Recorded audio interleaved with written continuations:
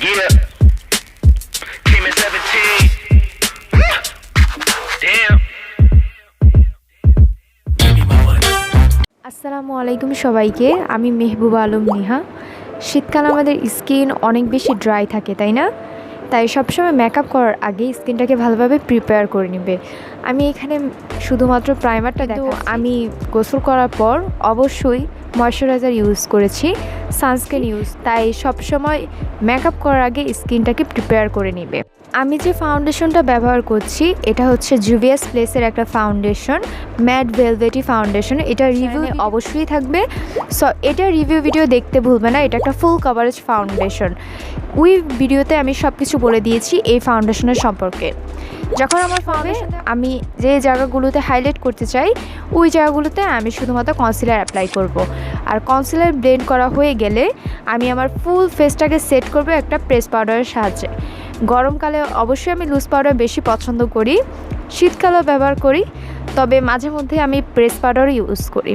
আমি wait and ওয়াইল্ডের press পাউডারটা use করেছি। তারপর আমি আমার ফেসটাকে কন্ট্রোল করব। এখানে আমি W7-এর ব্রঞ্জারটা ইউজ করছি।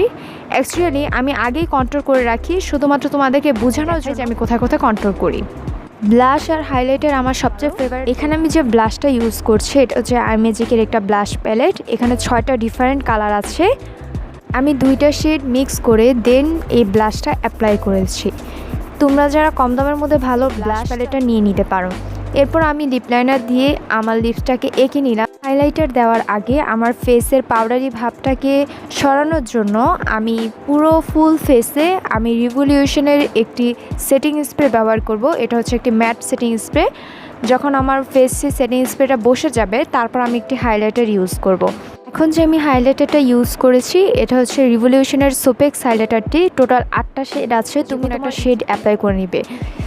এখন আমি চলে যাব আই লুকে। সো আই লুকের জন্য আমি এখানে ব্যবহার করব টেকনিকের ভ্যাকে প্যালেটটা।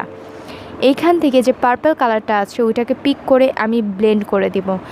তারপর আরেকটা কালার পিক করে ওই পার্পল কালারের একটু উপর দিকে আমি ব্লেন্ড করতে থাকবো আস্তে আস্তে।